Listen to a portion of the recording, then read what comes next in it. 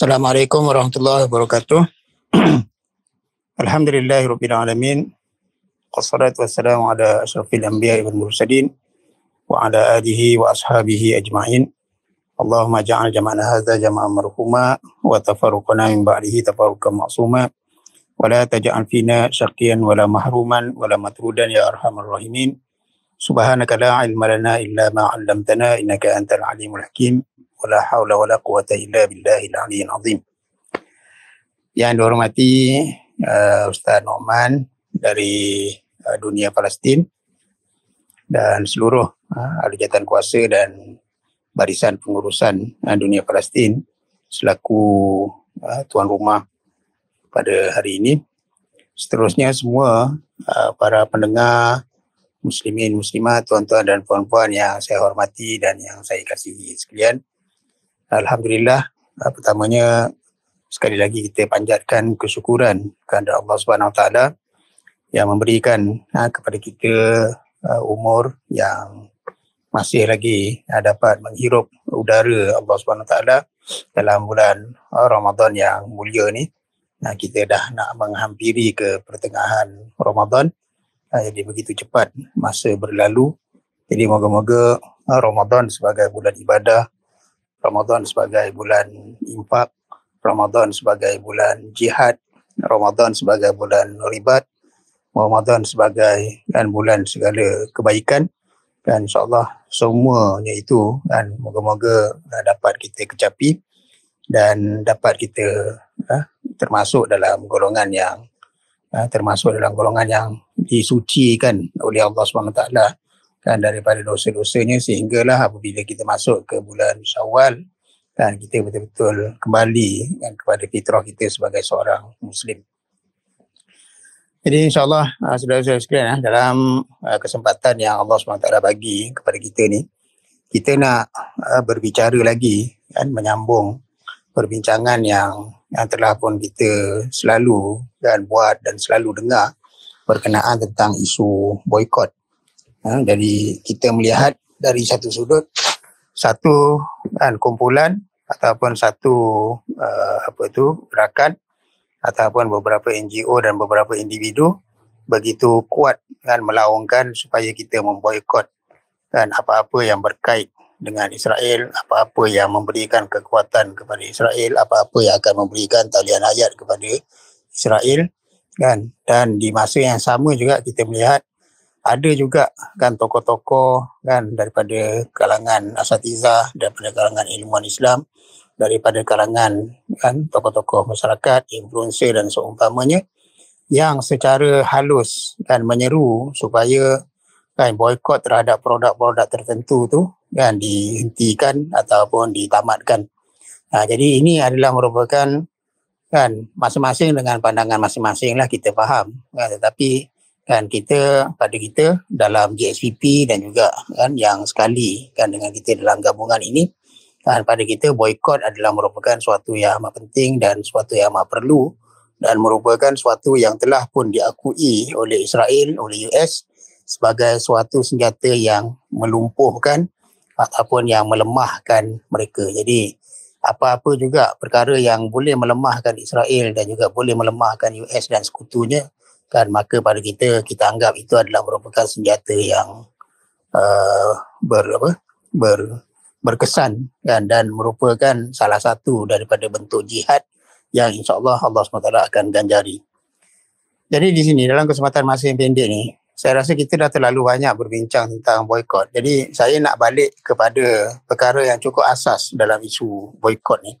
Jadi saya rasa sebahagian yang keliru dalam isu boikot ni, kemungkinan besar dia keliru daripada beberapa perkara yang cukup asas tersebut. Apa perkara-perkara yang asas yang perlu kita fahami untuk kita faham isu boikot ni? Satu, Israel sebenarnya adalah merupakan satu negara haram. Dia adalah merupakan sebuah negara yang ditubuhkan dengan kezaliman, dengan pencerobohan, dengan penjajahan, dengan pembunuhan, dengan konspirasi dunia yang amat luar biasa, mengorbankan dah juta-juta orang mati dan mengorbankan penempatan, memusnahkan satu kemusnahan yang besar, Jadi sebenarnya dia adalah merupakan satu negara yang haram, yang sepatutnya tidak perlu untuk wujud dan tidak ada sebab untuk wujud dan tidak ada hak untuk wujud pun.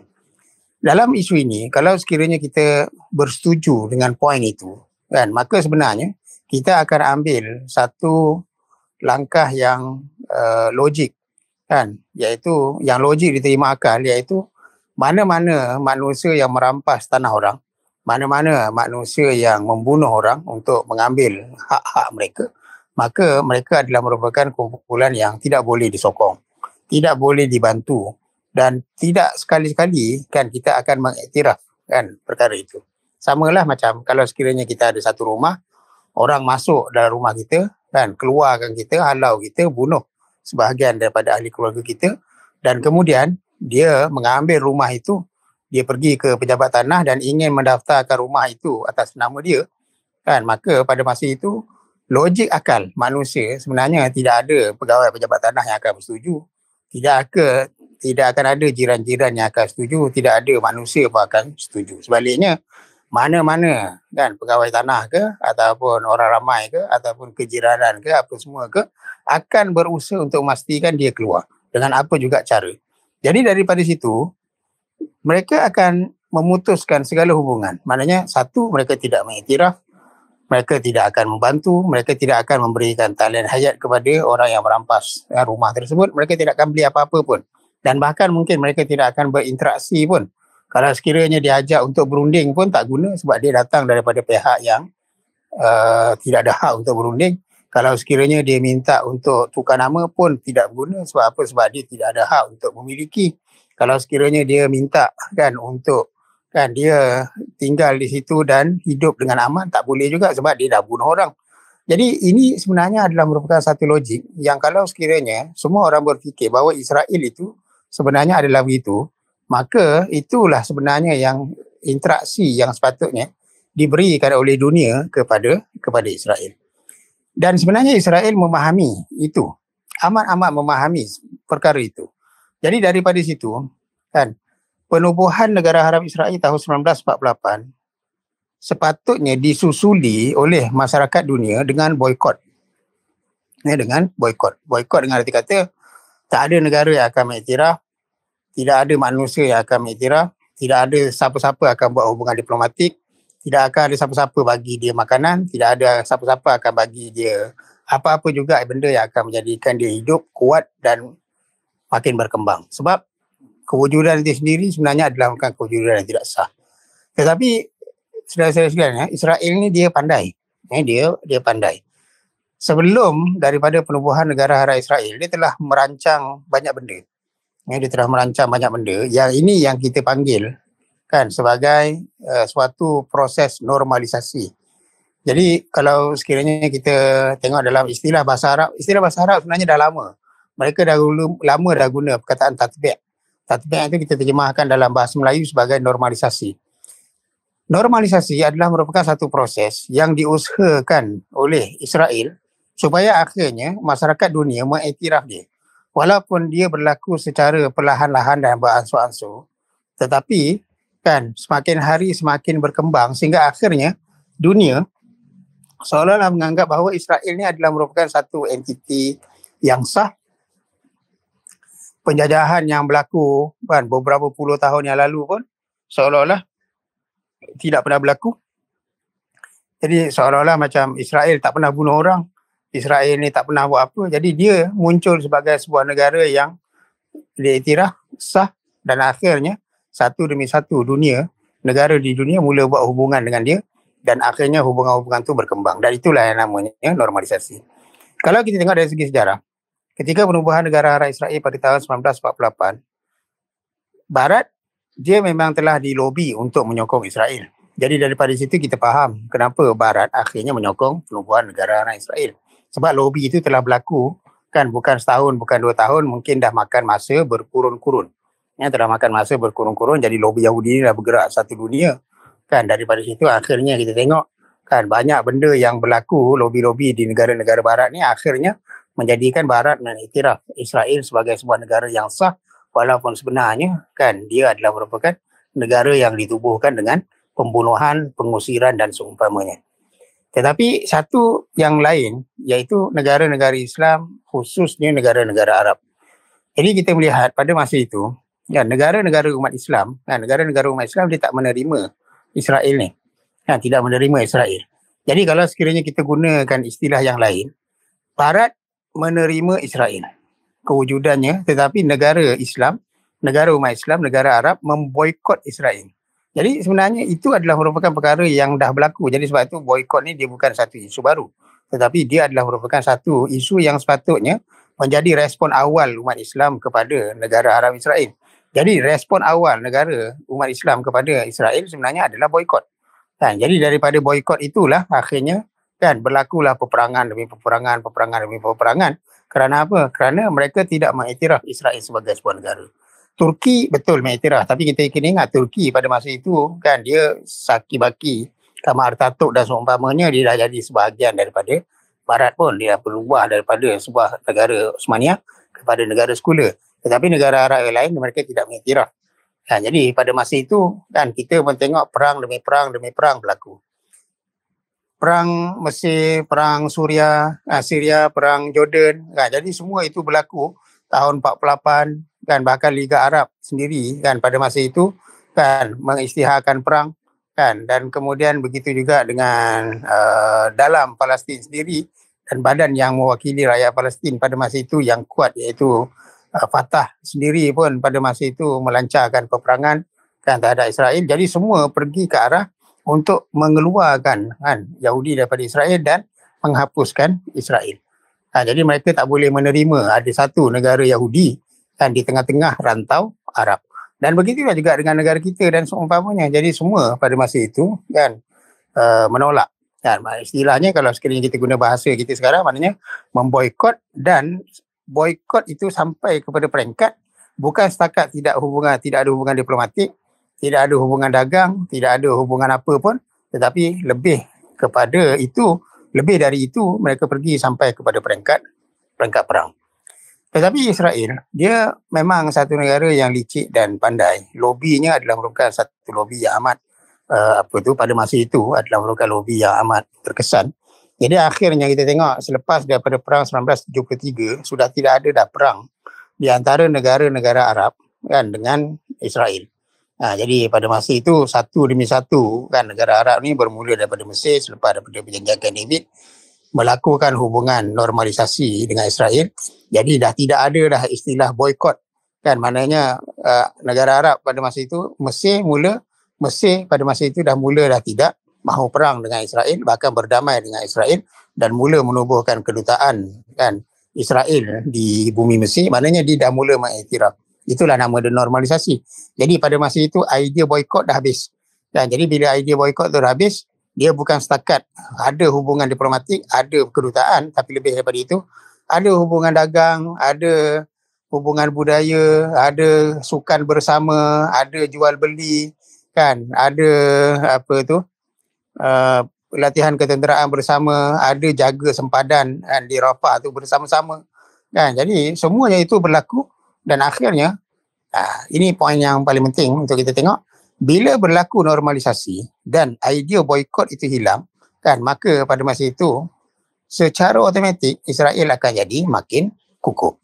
Dan kemudian dikukuhkan lagi apabila dia berjaya pula buat satu perjanjian damai dengan Syria selepas daripada tahun 1970-an juga, iaitu bermula daripada pemerintahan Hafiz al-Assad. Jadi bila Hafiz al-Assad naik satu revolusi tentera berlaku tahun 1963 di Syria. Jadi bila revolusi tentera ni berlaku, pada masa itu Parti Ba'as naik. Bila Parti Ba'as naik, golongan Alawi Syiah Alawi pada masa itu menjadi dominan dalam kerajaan dan kemudian Hafiz al-Assad jadi presiden tahun 1971. Di antara perkara yang dilakukan oleh Hafiz al-Assad pada masa itu adalah kerjasama, walaupun dia tidak pergi sampai kepada peringkat macam normalisasi macam Mesir, tetapi sebenarnya di antara perjanjian paling besar yang dibuat pada masa itu adalah penyerahan Golan dan menjaga Golan bagi pihak Israel.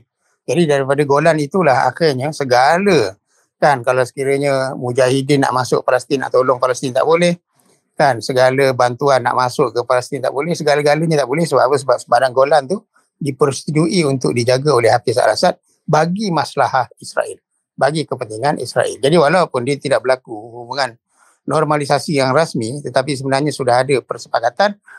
Nombor satu persepakatan itu adalah tidak ada dah perang di antara Syria dengan Israel, dan kemudian dah tak ada dah kan, maknanya sempadan itu kan menjadi suatu ancaman kepada Israel sebab sempadan itu sendiri sudah dijaga oleh Hafiz al-Assad selama berpuluh-puluh tahun sampai disambung oleh anak dia pula Bashar al-Assad kan selama hampir lebih kurang 50 tahun. Jadi 50 tahun itulah Israel berasa aman. Sebab apa? Sebab Syria mengambil sikap begitu. Jadi bila hilang saja idea boykot ataupun mula saja idea normalisasi, sebenarnya Israel akan makin kuat.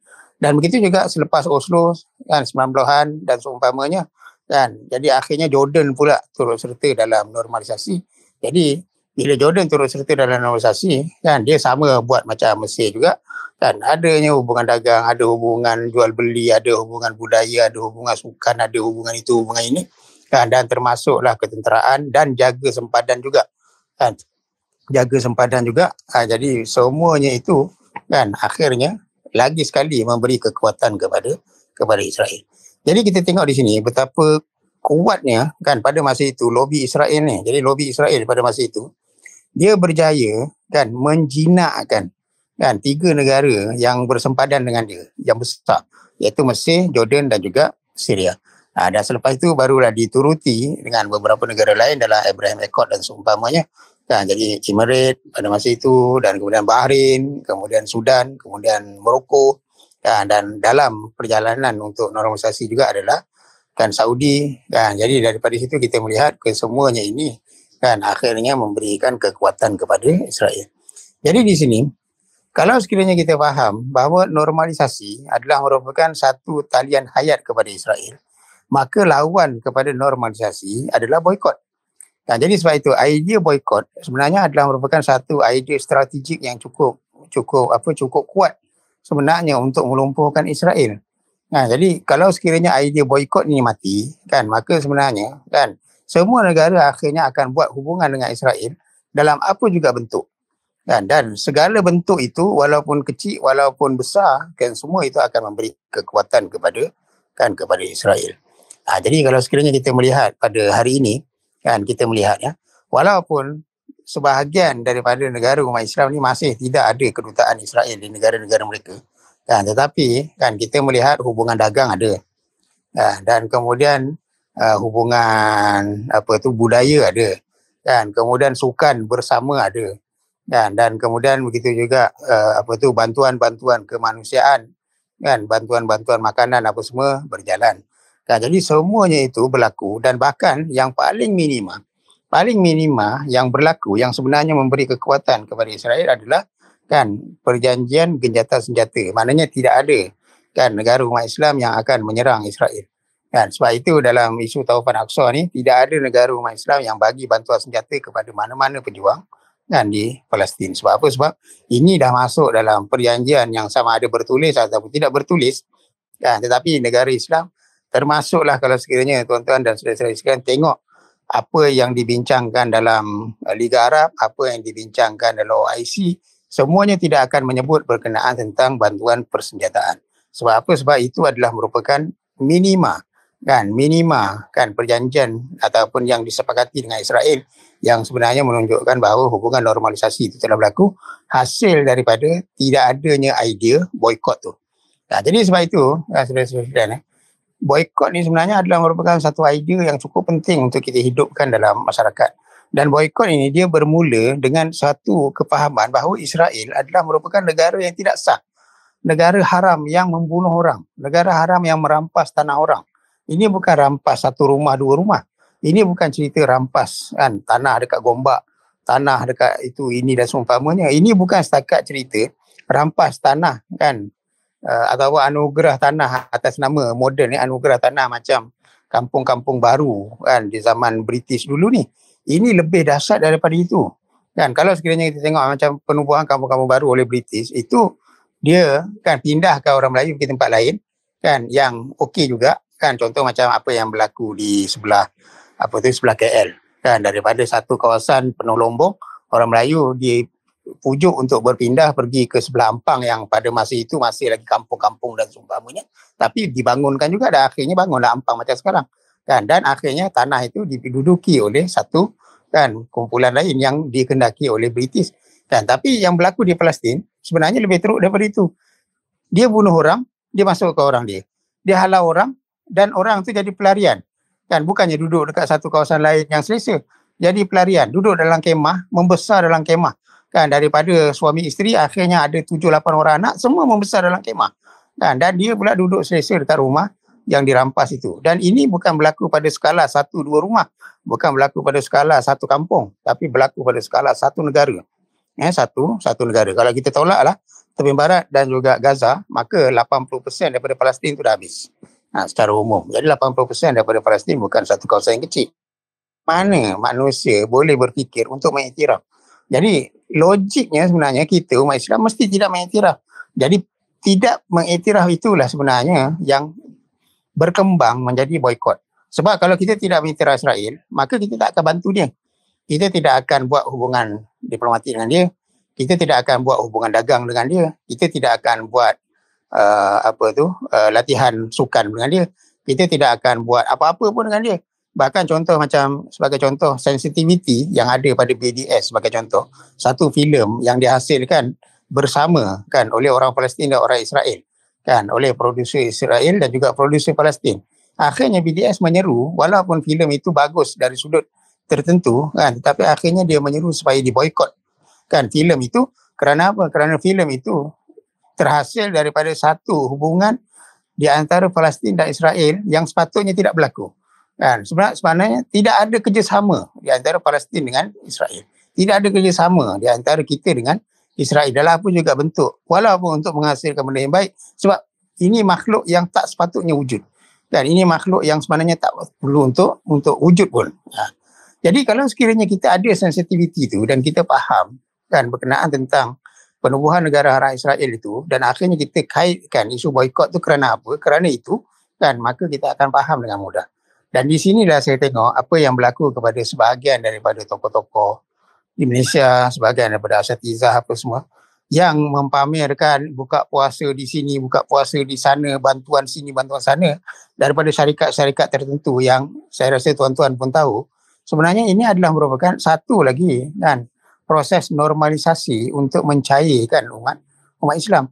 Sedangkan kita tahu kan bahawa produk-produk itu secara jelas kan bukan setakat kan memberikan royalty kepada syarikat induk di US kan, dan kita pun tahu sikap US kan. Jadi bukan setakat memberikan royalty itu, tetapi lebih daripada itu ekosistem kan perniagaan itu sendiri sebenarnya mengukuhkan jaringan kan ekonomi mereka kan, dari segi pemilikan tanahnya, dari segi latihan stafnya, dari segi pemilikan premis bangunannya, dari segi supply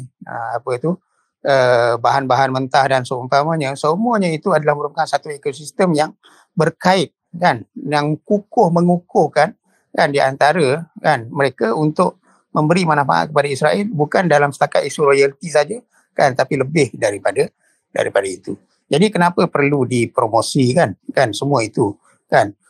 Kita tak nafikan ada kebaikan yang dilakukan oleh produk-produk tu kan. Katakanlah kita kata dia buat CSR, dia buat bantuan kepada orang miskin, dia buat apa pun kan, tapi ini semua sebenarnya adalah merupakan satu perkara yang dalam Al-Quran Allah SWT dah sebut kan, aja'altum siqayatal haji wa imaratul masjidil haram kan, adakah kamu sama kan orang yang memberi kan minum orang pergi haji dan juga yang mengimarahkan, maknanya menghias dan seumpamanya Masjidil Haram ni, Kaabah ni, sama macam orang beriman? Tak sama. Dan itu yang dilakukan oleh Abu Lahab, Abu Jahal dan seumpamanya. Mereka lah yang bagi orang pergi haji, dia bagi minum. Orang pergi itu dia bagi ni. Tapi di masa yang sama, dia meletakkan berhala dan mengukuhkan berhala dan bahkan berusaha untuk membunuh Nabi SAW. Jadi dosa dia menentang Islam. Dosa dia menggantung 360 berhala di Kaabah. Dosa mereka kan dalam menghalang dakwah Rasulullah SAW sehingga 13 tahun Rasulullah berdakwah di Mekah, yang masuk Islam hanya 350 orang saja. Jadi cuba kita bayangkan betapa sukarnya dakwah Rasulullah selama 13 tahun tu. Siapa yang halang?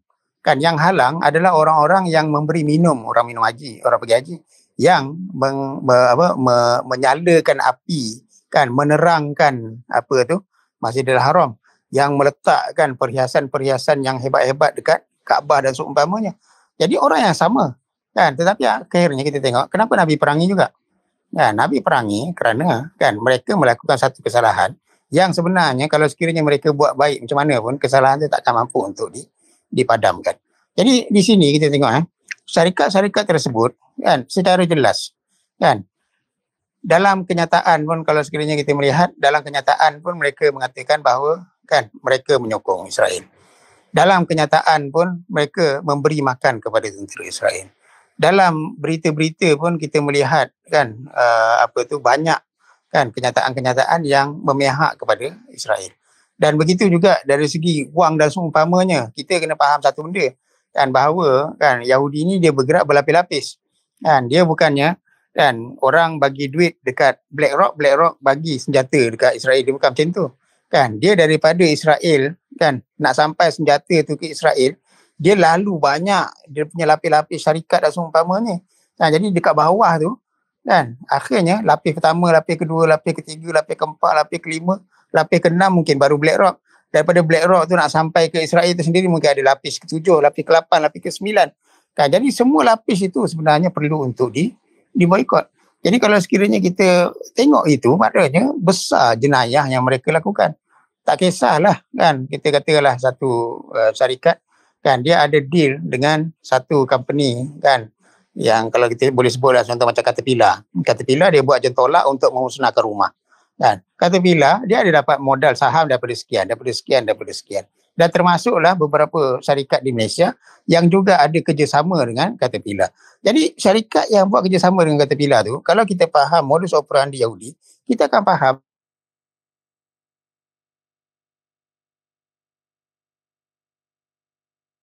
yang menolak saja, tapi sebaliknya dah jadi satu jentera yang ada senjata sekali yang boleh bunuh orang dan seumpamanya, dia letup dulu baru dia tolak.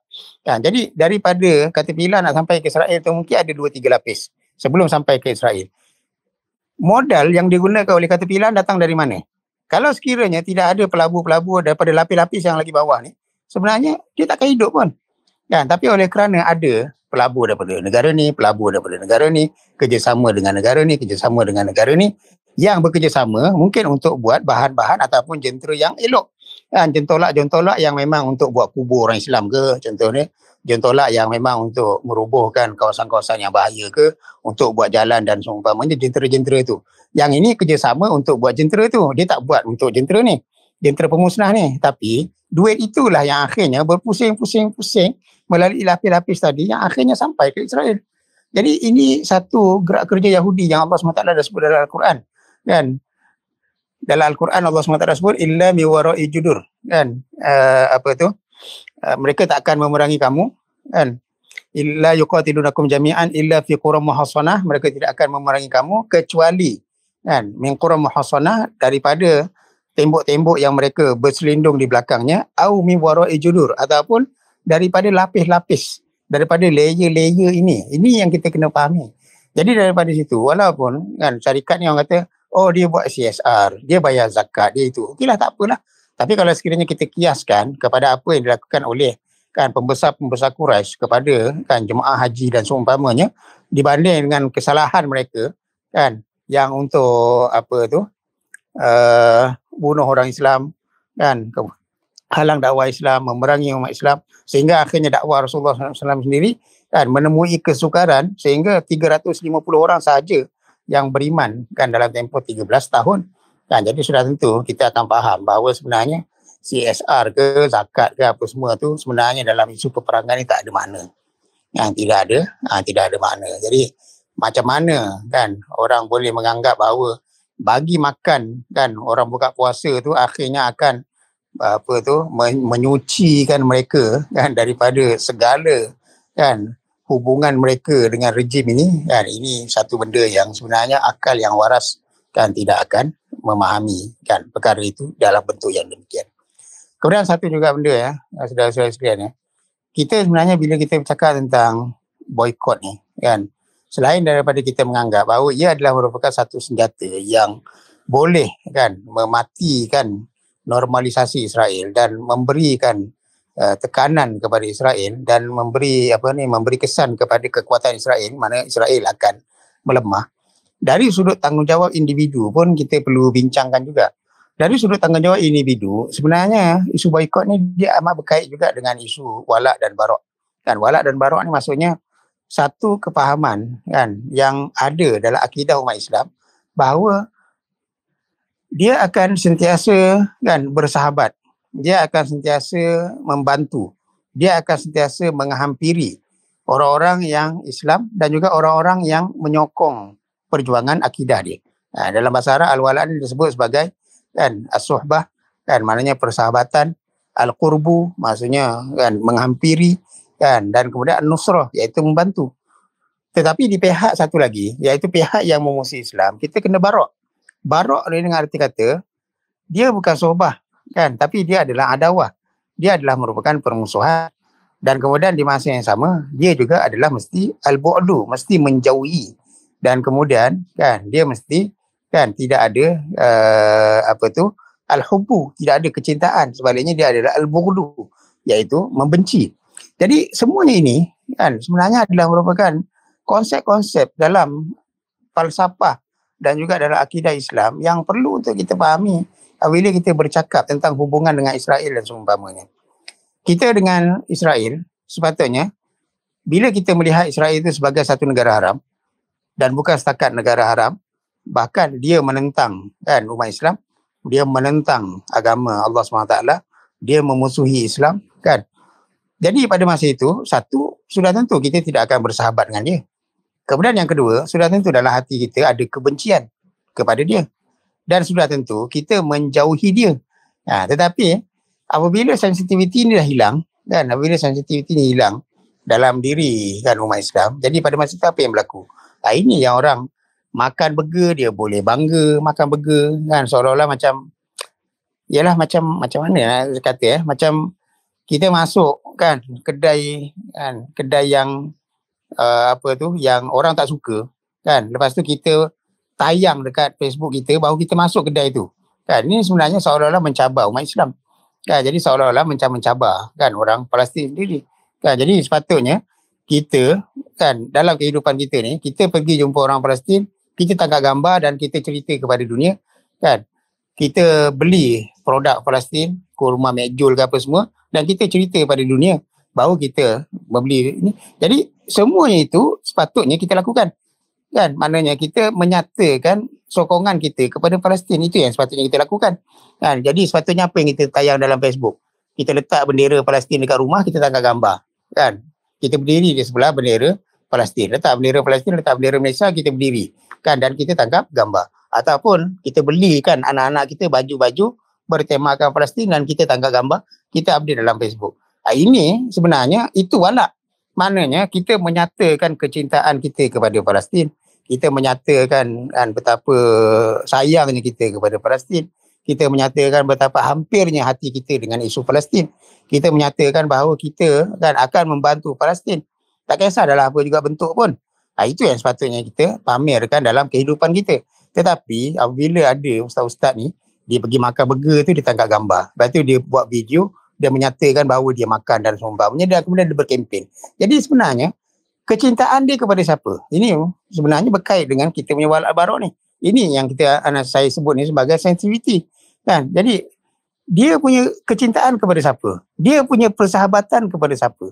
Jadi jiwa dia cenderung kepada apa? Kan? Jadi ini sebenarnya satu benda yang kadang-kadang orang Islam ni dah, oleh kerana dah terlalu kan terlalai dengan banyak benda moden ni, akhirnya benda-benda yang basic pun kita tak boleh nak faham. Benda-benda yang basic pun kita tak boleh nak faham. Sedangkan generasi dulu, generasi dulu, kalau dia tengok ada orang tak baik kan, dia nak bergambar dengan orang tu pun dia tak mau. Dia nak senyum dengan orang tu pun dia tak mau. Jadi kita pula, kita boleh kan makan burger kan, senyum-senyum kan, kemudian berkempen orang untuk makan, sedangkan kita tahu kan bahawa syarikat induk kan burger tu yang dekat US tu memang support Israel dan memang bagi makan kepada IDF. Sedangkan kita tahu semua tu. Tapi kenapa kita buat? Puncanya kerana apa? Kerana sensitiviti kita dalam isu wala' dan bara' ni akhirnya kita tengok dah makin hari makin meluntur, makin lemah dan makin lemah. Dan itulah sebenarnya yang memberi kekuatan kepada Israel, dan akhirnya Israel confirm akan diiktiraf. Maknanya pengiktirafan hasil daripada tindak tanduk itu sebenarnya akhirnya akan menguatkan Israel, dan daripada situlah kita melihat Taufan Aqsa ni tak habis-habis. Sebab apa? Sebab Israel sentiasa mendapat support. Dia dapat support daripada negara-negara yang buat hubungan normalisasi, dia dapat support daripada influencer, daripada asatizah yang sentiasa mempromosikan produk-produk mereka, dia sentiasa meragu-ragukan dan seumpamanya. Jadi ini amat berkait dengan isu wala' dan bara'. Jadi daripada situ juga kalau sekiranya kita faham wala' dan bara', maka kita akan faham bahawa isu boikot ada kaitan dengan wala' dan bara'. Kita bercakap tentang sensitiviti, hasasiah seorang Muslim tu macam mana sepatutnya. Jadi kalau sekiranya kita ada hasasiah tu, kita tak sanggup nak letak stiker produk tu dekat kereta. Kita tak akan sanggup. Kita sanggup tak letak bendera Israel kat kereta? Tak sanggup. Tapi hubungan normalisasi ni sebenarnya telah menjadikan rakyat Morocco mewarnakan rumah mereka dengan warna biru, warna Israel. Kerana apa? Kerana hubungan normalisasi dah sampai ke situ. Kita tak sampai kat situ lagi. Kita tak sampai lagi, orang yang tak sensitif ni tak sampai hati lagi nak letak bendera Israel kat situ. Tapi dia letak produk yang memang ada bantuan kepada Israel. Tapi dia sanggup letak logo tu, cuma dia tak sanggup letak bendera je. Kalau sekiranya perkara ni berterusan, sebenarnya akhirnya saya yakin akan ada orang Malaysia yang letak bendera Israel dekat dia punya kereta. Akan berlaku. Akan berlaku. Sebab apa? Sebab semua benda dia tidak akan berlaku secara drastik. Dia akan berlaku secara beransur-ansur. Jadi beransur-ansur itulah sebenarnya yang akan menentukan akhirnya ke mana. Kalau kita beransur-ansur menguatkan semangat boikot dalam masyarakat, sebenarnya akhirnya Israel akan mati. Tapi kalau sekiranya kita beransur-ansur menormalisasikan produk dulu dan seumpamanya, meletakkan logo-logo dan lambang orang-orang ataupun produk yang membantu Israel ataupun yang menyokong Israel, maka akhirnya bendera Israel akan letak dalam kereta kita, dan akhirnya kita akan pergi kat situ. Jadi ini amat berkait dengan wala' dan bara' dan berkait dengan sensitiviti dalam diri kita. Kemudian seterusnya, poin yang terakhir yang saya nak sebutkan kat sini, dalam isu boikot ni sebenarnya satu lagi perkara penting, kita sebagai orang kata apa, aktivis Islam, sebagai ahli NGO ke, ahli pertubuhan mana ke, ahli parti ke dan seumpamanya, ataupun mungkin influencer ke apa ke, isu boikot ni adalah merupakan satu isu yang perlu untuk kita didik masyarakat secara hikmah dan secara beransur-ansur. Sebab bila kita berjaya mendidik masyarakat untuk boikot, maka sebenarnya kita berjaya tarik masyarakat untuk turut serta dalam peperangan ini dalam bentuk tertentu. Kita tak mampu untuk tarik masyarakat ni pergi bantu Qassam bawa senjata dan seumpamanya. Tidak sesuai pun dan tidak diperlukan pun. Kita boleh bantu dalam bentuk bagi bantuan, kita boleh bantu dalam bentuk, dan satu lagi bentuk lain yang masyarakat boleh turut serta sebenarnya adalah boikot ni. Kalau kita berjaya didik masyarakat untuk memboikot, sebenarnya kita akan berjaya untuk melibatkan masyarakat dalam peperangan. Saya bukan nak ajak angkat senjata, sebab tak logik pun untuk orang Malaysia angkat senjata kat sana. Dekat sana pun sebenarnya sudah cukup dengan orang-orang dia dan seumpamanya. Tapi ada benda lain yang kita boleh mainkan dekat negara kita ni. Di antaranya adalah didiklah masyarakat untuk boikot. Semangat boikot ini sebenarnya datang daripada semangat turut serta dalam perang. Sebagai contoh saya kata, katakanlah kita ambil perang dunia pertama dulu. Dalam perang dunia pertama dulu, walaupun yang berperang tu dekat sebelah Eropah, dekat sebelah negara Arab apa semua, tak ada perang kat sini sini kita dah kena jajah dengan British. Tapi dekat sana peperangan dunia pertama tu 1912 dan seumpamanya, apa yang British buat di Malaysia? Pada masa itu British minta orang Malaysia, orang tanah Melayu ni untuk support British. Dan jangan sokong Turki. Jangan sokong Turki. Tok Janggut pula pada masa itu dia sedar bahawa sebenarnya orang Islam kena sokong Turki. Jadi Tok Janggut suruh kan orang tanah Melayu, khususnya orang Kelantan, untuk sokong Osmania, sokong Turki dalam Perang Dunia Pertama, dan kan menolak British walaupun British dah jadi tuan dekat sini. Kan pada masa itu dah berlaku dah pun perjanjian Bangkok 1909. Jadi Kelantan dah duduk bawah British kan pada masa itu. Jadi di sini kita tengok apa kesan yang berlaku kan kepada Tok Janggut dan pejuang-pejuang kan Islam di Pasir Putih, dijeram di Kelantan dan seumpamanya. Akhirnya mereka digantung. Kan mati digantung kan, dan salah satu punca mati digantung bukan setakat isu cukai, tetapi lebih kepada isu seruan Tok Janggut untuk orang Islam kan turut serta dalam peperangan dunia pertama dengan memberikan moral support kan, support moral kepada Turki. Dan ini dianggap oleh British sebagai satu ancaman, dan akhirnya Tok Janggut mati digantung. Jadi turut serta memberikan sokongan ni salah satu bentuknya adalah boikot lah. Jadi ini sebenarnya adalah merupakan sesuatu yang ditafsirkan oleh kan musuh-musuh ni sebagai suatu penyertaan bersama dalam perang. Cuma kita je tak rasa kan, tapi sebenarnya musuh rasa. Sebab itu akhirnya serangan demi serangan terhadap isu boikot ni berlaku dengan kuat. Jadi di sini kita boleh mainkan peranan tu kan, kita boleh mainkan peranan dalam penyertaan dalam peperangan ini dengan cara itu, dan memang perlu pun untuk kita mainkan peranan itu, sebab semuanya ini akan memberi kekuatan kepada Palestin dan semua ini akan memberi kelemahan kepada Israel. Jadi perlu untuk kita didik masyarakat kan. Jadi salah satu daripada seruan kita masa awal penubuhan JSPP itu adalah menarik masyarakat untuk turut serta dalam peperangan. Bukan makna dengan arti kan ambil senjata dan seumpamanya, tapi turut serta mengambil beban daripada peperangan ini dengan cara boikot, dengan mengorbankan harta dan seumpamanya untuk memberikan infak ke sana, dengan memberikan sumbangan walaupun kita terpaksa bersusah, dengan terpaksa mengambil risiko apabila kita bercakap berkenaan tentang isu Palestin, dengan terpaksa mengambil beban dan seumpamanya apabila kita bercakap kan dan mendidik masyarakat dengan naratif yang betul. Jadi semuanya ini adalah merupakan perjuangan juga.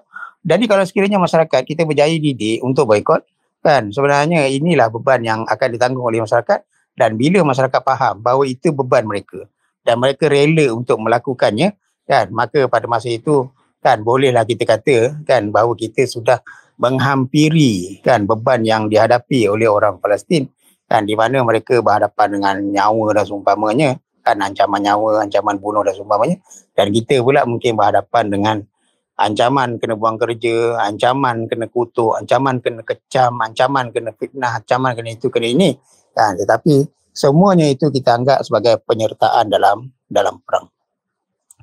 Jadi gitulah tuan-tuan dan puan, sedikit perkongsian saya dan berkenaan tentang isu boikot ni. Jadi pentingnya isu boikot ni untuk menggagalkan normalisasi Israel, untuk meletakkan kita semula kan kepada peranan kita yang sebenar kan. Jadi moga-moga kan kita masuk dalam kelompok yang disebut oleh Rasulullah SAW, man jahaza ghaziyan faqad ghaza, sesiapa yang menyiapkan prajurit perang maka dia juga dianggap sebagai sudah berperang kan. Wa man khalafa ghaziyan fi ahlihi bi khair faqad ghaza, dan sesiapa yang memelihara kebajikan ahli-ahli keluarga prajurit yang berperang kan, maka dengan kebaikan maka dia juga sudah dianggap berperang. Jadi kita harap apa juga beban yang kita terpaksa tanggung daripada isu boikot ni kan, kita harap menjadi satu kan mizan hasanat kita pada hari akhirat, dan kita anggap kan moga-moga kita harap moga-moga ia menjadi satu pahala jihad dan pahala ribat sama seperti pejuang-pejuang di Medan yang berjuang di Medan di Palestin. Wallahu a'lam bishawab. Jazakumullahu khairan. Sekali lagi saya ucapkan terima kasih kepada dunia Palestin yang sudi untuk menjemput saya berkongsi pada hari ini. Jadi yang baik datang dari Allah SWT, yang buruk datang dari kelemahan diri saya sendiri. Jadi moga-moga ada kebaikan yang kita dapat, dan saya minta maaf kalau sekiranya ada salah silap dan terkasar bahasa. Wallahu a'lam. Assalamualaikum warahmatullahi wabarakatuh.